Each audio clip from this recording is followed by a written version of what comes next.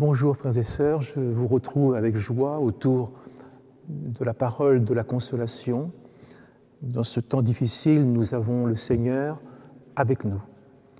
Et j'aimerais, en ce dimanche 1er novembre, j'aimerais vous parler sur la persévérance des saints, la persévérance de l'Église dans les derniers temps. On a besoin de ce message de persévérance. Alors je vais faire 3 petites lectures dans l'Apocalypse, car c'est le livre de la persévérance. Apocalypse chapitre 1er, verset 9. Moi, Jean qui a écrit l'Apocalypse, votre frère, qui est part avec vous à la tribulation, au royaume et à la persévérance en Jésus, j'étais dans l'île appelée Patmos, à cause de la parole de Dieu et du témoignage de Jésus. Et toujours Apocalypse, chapitre 2, verset 2, « Je connais tes œuvres, ton travail et ta persévérance. Je sais que tu ne peux supporter les méchants, que tu as éprouvé ceux qui se disent apôtres et qui ne le sont pas, et que tu les as trouvés menteurs. Que tu as de la persévérance, que tu as souffert à cause de mon nom et que tu ne t'es pas lassé. » Et enfin, au chapitre 3 de l'Apocalypse, au verset 10. « Parce que tu as gardé la parole de la persévérance en moi, je te garderai aussi à l'heure de la tentation qui va venir sur le monde entier pour éprouver les habitants de la terre. Je viens bientôt. Retiens ce que tu as, afin que personne ne prenne ta couronne. Amen. » Je prie. Que ta parole nous éclaire, nous encourage, nous porte par-dessus les vallées de découragement. Que ta parole nous éclaire sur le chemin à suivre, au nom du Christ notre Seigneur. Amen. La persévérance est une arme du chrétien dans les temps de l'Apocalypse, dans notre temps. L'apôtre Paul disait dans l'Épître aux Éphésiens, « Dans le mauvais jour, priez avec persévérance », comme si la prière était devenue plus difficile. Il faut persévérer, insister. Et Jean, l'auteur de l'Apocalypse, il dit avoir part à la persévérance avec Jésus. Il partage la persévérance avec Jésus et il a partagé les tribulations avec Jésus et il partagera le règne avec Jésus. Et nous tous, nous sommes appelés à souffrir avec Jésus, pour Jésus, et à persévérer avec lui. Et un jour, nous régnerons avec lui. Jésus disait à ses apôtres, « Vous avez persévéré avec moi dans mes épreuves. » Persévérer dans les épreuves de Jésus, c'est-à-dire toutes les souffrances, toutes les persécutions, les humiliations, les privations que nous pouvons connaître à cause de moi, dit Jésus, pour moi. Mais quelle beauté de la persévérance aux yeux de Dieu. Cette persévérance souvent secrète, cet effort inconnu de tous. Je connais ton travail, je connais ta persévérance. Je sais quand tu es à l'œuvre sans t'arrêter, sans te reposer. Nous l'avons lu dans l'Apocalypse, tu as de la persévérance, tu as souffert. C'est une souffrance, la persévérance. Tu as souffert à cause de moi et tu ne t'es pas lassé, découragé. La persévérance est un effort constant qui est demandé par Dieu. Car la foi ne peut pas être simplement une étincelle, un coup de foudre. Il faut que ça puisse durer dans le temps et les années. C'est notre part de fidélité, la persévérance. Les apôtres ont montré à plusieurs reprises la persévérance. Je pense dans la tempête, ils ramaient contre le vent, ils ne se sont pas découragés outre mesure.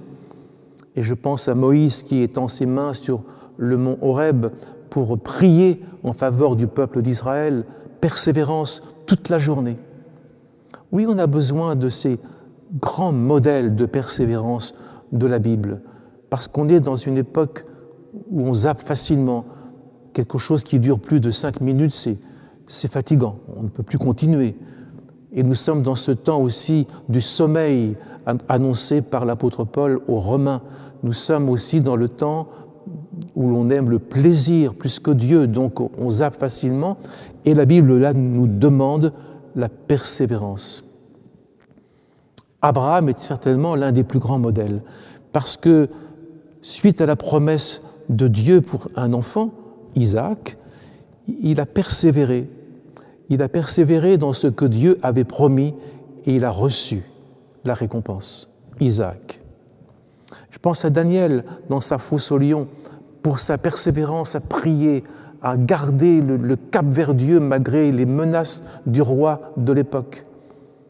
Et il a été jeté dans la fosse aux lions et le roi s'est penché sur cette fosse le matin en disant « Ton Dieu que tu sers avec persévérance, a-t-il pu te délivrer ?» Il était connu pour être un homme persévérant. Dans notre éducation chrétienne, il faut donner l'exemple de la persévérance. Il faut recevoir la persévérance de nos pères, c'est-à-dire une résistance contre les forces contraires à l'Église d'aujourd'hui. Les premiers chrétiens de la première heure, pour eux, la persévérance était leur pain quotidien. Ils en vivaient. Les Actes des Apôtres disent au chapitre 2, tout au commencement des temps de l'Église, ils persévéraient dans l'enseignement des apôtres, c'est-à-dire ils persévéraient pas seulement à lire, mais ils pratiquaient, ils faisaient ce que les apôtres disaient, ils persévéraient. Ils persévéraient dans la communion fraternelle, ce qui n'est pas toujours facile.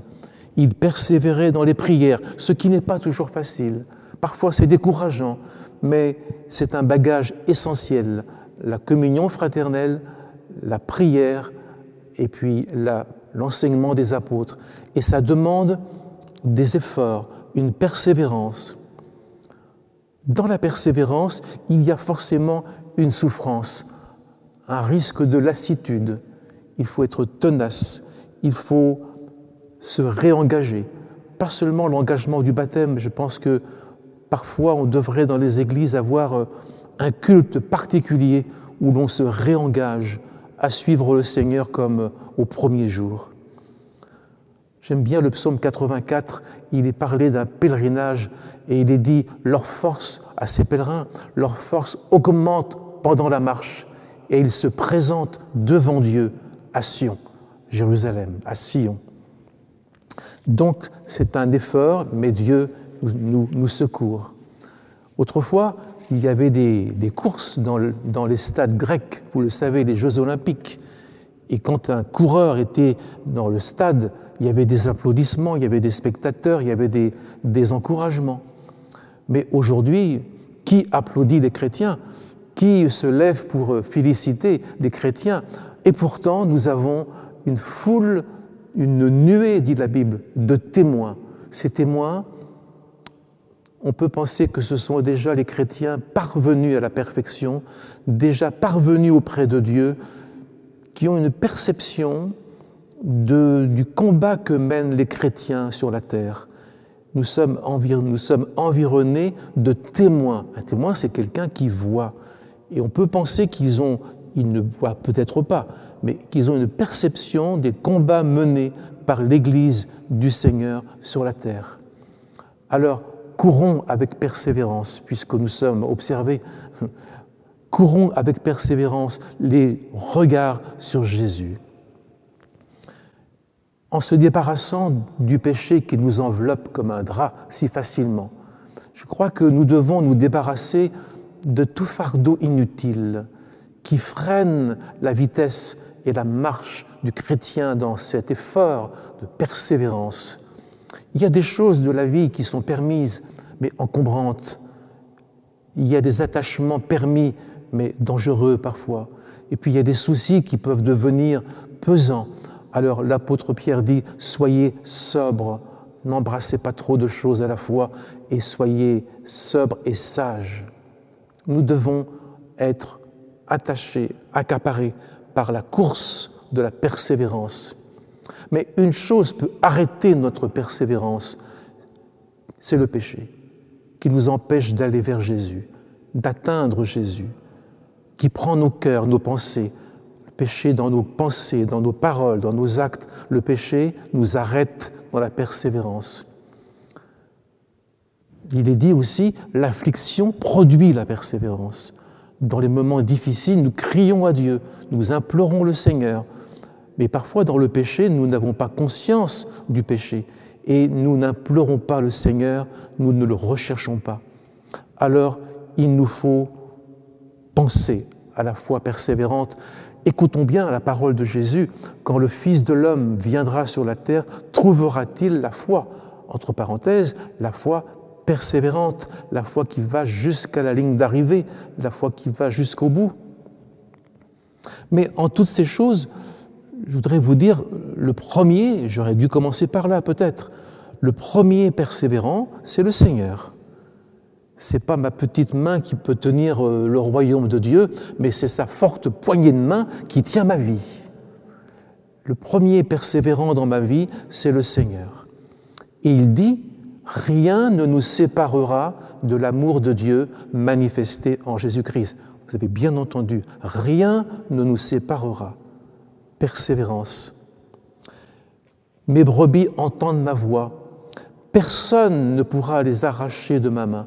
Ça, c'est la persévérance de Jésus qui dit « Je te tiens ferme, je te protège, je suis à tes côtés. Personne ne pourra t'arracher de ma main. » Puis ce beau texte de l'apôtre Pierre, Dieu nous garde, alors dans les subtilités de la langue des apôtres, Dieu nous garde constamment par sa puissance pour le salut qui est prêt à être révélé. Le salut, il est déjà là, mais pas dans toute sa révélation. On ne voit pas toute la splendeur de ce qui nous attend au-delà du voile. Alors, il est dit, le Seigneur nous garde constamment pour le salut prêt à être révélé. Ce qui veut dire, il nous empêche de sortir de son royaume. Il nous garde, il nous tient ferme, il met sa forte main sur nous et Jésus prie pour nous, donc il est certainement, évidemment exaucé et puis il nous défend parce qu'il est un avocat et personne ne peut résister à la force et à l'autorité de Jésus et puis il garde nos cœurs et nos pensées attachés à sa parole. Il nous garde en paix.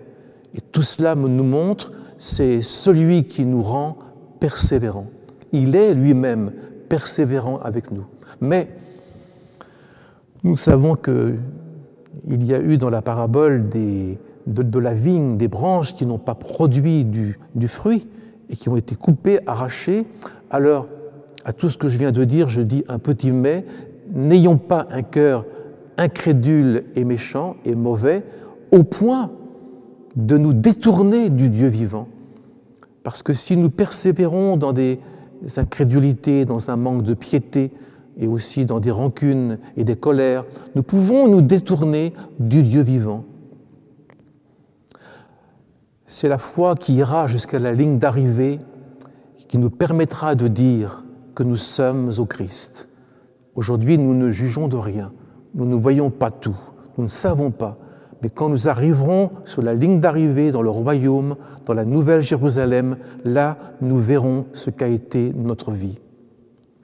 Alors il faut s'examiner, il faut observer sa vie à la lumière de la parole pour savoir si nous sommes dans la foi. La foi, pas seulement de dire « je crois qu'il y a quelque chose », mais la foi des apôtres, la foi qui s'engage, la foi qui dit « me voici Seigneur, que veux-tu que je fasse ?» Sinon, nous croyons en vain. Sinon, nous n'obtiendrons pas les promesses qui sont prévues par le Seigneur. Alors, il faut nous examiner pour savoir si nous sommes dans la foi. J'ai à la mémoire, comme vous, ce très beau verset de l'évangile de Jean. Dieu a tant aimé le monde, vous connaissez bien, qu'il a donné son Fils unique afin que quiconque croit en lui ne périsse pas, mais qu'il ait la vie éternelle. Mais le grec dit bien avec cette subtilité, quiconque continue de croire. Parce qu'il y a à la fois coup de foudre, élan du cœur, qui retombe très vite, mais quiconque continue de croire ne périra pas, mais il a la vie éternelle. Voilà la persévérance. Alors, en conclusion, nous devons nous encourager les uns les autres dans l'amitié, dans des paroles douces, paisibles, nous encourager à persévérer. Nous devons prier les uns pour les autres, nous aimer. Nous devons être des encouragements par notre façon de vivre, notre piété, des encouragements pour les autres. Et comme les apôtres, eh bien, je vous encourage à persévérer dans la foi, c'est-à-dire l'enseignement de Jésus, l'enseignement des apôtres. Et puis, il ne faut pas qu'on oublie de dire « Soyez courageux, continuez, persévérez et sachez ». Je crois que quand on le sait, notre esprit est déjà plus calé, plus prêt. Sachez que c'est par beaucoup de tribulations, beaucoup de difficultés, d'épreuves qu'il nous faut parvenir au royaume des cieux. Ces difficultés d'aujourd'hui étaient prévues, elles sont sur notre chemin, elles nous bousculent, elles sont anxiogènes, nous avons des inquiétudes pour demain, mais Dieu a tout sous son contrôle. Je vais aller encore un peu plus loin. Que les couples et les familles restent bien unis pour que rien ne fasse obstacle à leur prière. Parce que les enfants, vos enfants, les enfants de l'Église, les familles, les églises auront besoin de prières persévérantes. Et si nous avons des familles ou des couples divisés, malheureux, eh bien, nous n'obtiendrons pas, c'est un obstacle, dit l'apôtre Pierre, à nos prières. C'est un obstacle à nos prières. Aujourd'hui, la patience de Dieu se prolonge comme au temps de Noé. Nous avons encore un petit peu de souffle là, mais il nous faut aller vite parce que la fin de toute chose est proche. Nous voyons les signes, les prémices d'un effondrement de la civilisation avec des menaces de guerre, de violence extrême. Alors, prenons soin de l'Église. C'est pas une institution simplement administrative, c'est notre mère, c'est le corps du Christ, c'est l'épouse du Christ. Prenons soin de l'Église et de ses enfants, parce que le reconfinement d'aujourd'hui peut être encore plus dur que le premier, et il nous faudra beaucoup de soutien des uns et des autres. Ces jours-là que nous vivons, nous serons redemandés au jugement dernier. Qu'avons-nous fait de ces jours où la terre était inquiète, bouleversée, où l'Église, les familles, les hommes, les femmes autour de nous étaient dans l'inquiétude? Qu'avons-nous fait? Au milieu de toutes les épreuves que nous aurons à supporter, car ce n'est pas fini, eh bien, l'amour de chacun doit augmenter envers les autres. Que votre amour augmente, disait l'apôtre. Aujourd'hui, on se souhaite une bonne santé, beaucoup de soleil, beaucoup de vacances. L'apôtre Paul disait que votre amour augmente de plus en plus à l'égard des autres. Que l'Église ne sorte pas de cette épidémie comme des ossements desséchés, de la vision d'Ézéchiel dans son livre de prophétie, dispersée. Mais qu'elle sorte, l'Église, de cette époque difficile comme une épouse magnifique, parée pour son mari, qui est le Seigneur. Qu'elle sorte comme une servante du Seigneur et qu'elle sorte comme une armée sous les bannières de l'Évangile. Si nous persévérons, nous régnerons avec lui, dit la Bible, nous régnerons avec lui. Et nous avons aujourd'hui un règne qui n'est pas celui de se mettre sur un trône et de commander, mais d'apporter le saint évangile des apôtres aux hommes et aux femmes de notre temps. Alors c'est une grande épreuve que nous traversons imprévue, mais je cite l'apôtre Paul dans la deuxième épître qui pour moi, à Timothée, qui pour moi est son testament, le testament de son cœur à Timothée et à toutes les églises. Oui, c'est une grande épreuve, mais le Seigneur m'assistera, me fortifiera, afin que les païens entendent la bonne nouvelle, l'évangile, et qu'ils soient sauvés. Ça, c'est l'enjeu. Ne dormons pas, ne nous replions pas, pourvoyons à l'Église qu'elle continue sa mission unique qui ne se répétera pas. Pourvoyons à ses besoins, répondons à ses appels. Alors, je termine en vous relisant l'Apocalypse chapitre 3, verset 10. « Tu as gardé la parole de la persévérance. Je te garderai à l'heure de la tentation qui va venir pour éprouver les habitants du monde entier. » Tu as gardé la parole de la persévérance. C'est quoi cette parole? Où est-elle? Comment la trouver? Cette parole, c'est tout le message que Jésus adresse aux églises dans les temps difficiles de persécution. Ce message, il est simple à trouver. Ce sont les épîtres, ce sont les évangiles, c'est l'Apocalypse, ce sont les psaumes. Ça, c'est un message à méditer, à bien comprendre pour savoir ce qui se passe. Je vous encourage à persévérer dans cette parole. Cette parole, c'est une semence qui va changer votre nature. La Bible dit que celui qui est né de Dieu, qui a la semence de Dieu en lui, il ne peut pas pécher. Sa nature a été changée. S'il pêche, par mégarde, nous avons un avocat auprès du Père, c'est Jésus-Christ le juste, c'est sûr. Il est fidèle pour nous pardonner. Mais si quelqu'un a été touché par la semence de Dieu, il est transformé, transformation extraordinaire, une création de Dieu. Alors, retiens ce que tu as, dit l'apôtre Jean, retiens ce que tu as, que personne ne prenne ta couronne. On s'y attache à ce qu'on a reçu. On persévère, on le serre dans notre cœur pour ne pas l'oublier. Et Dieu répond, je te garderai à l'heure de la tentation. Il y a une harmonie entre la fidélité de Dieu, la persévérance de Dieu, et notre fidélité et notre persévérance. Si tu gardes la parole, je te garderai. Alors aujourd'hui, je vous souhaite garder la parole. Lisez-la chaque jour, priez chaque jour, et la paix de Dieu gardera vos cœurs et vos pensées en Jésus-Christ. Que Dieu vous bénisse avec vos enfants, l'Église, vos aînés, vos amis. Que Dieu nous garde. Amen. Je prie. Attache-nous, Seigneur, à toi et à tes commandements, car celui qui te connaît pratique tes commandements.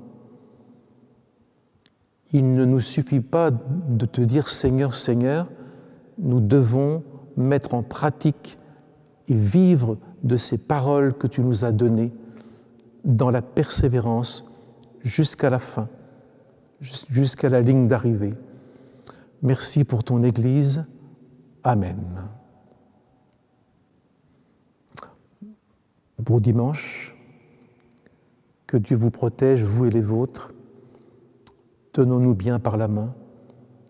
Ne laissons pas le doute, le découragement, le malin s'infiltrer dans nos rangs, dans notre Église.